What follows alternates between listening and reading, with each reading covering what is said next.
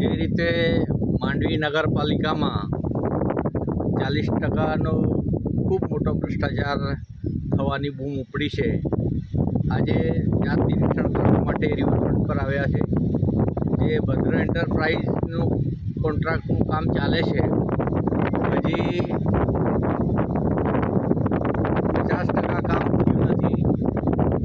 માત્ર 20-30% કામ થયું છે અને 8 કરોડમાંથી 50% જેવી માતબર રકમ 4.5 કરોડની રકમ કોન્ટ્રાક્ટરને આપી દીધી છે.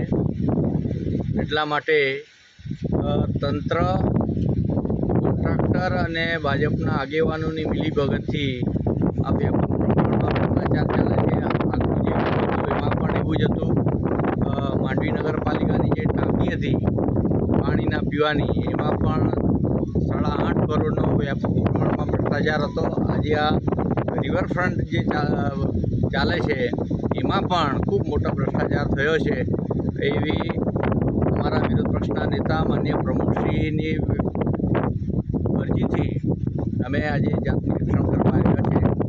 આવતીકાલ સોમવારના દિવસે આરટીઆઈથી નગરપાલિકામાં પણ અમે અરજી કરીશું.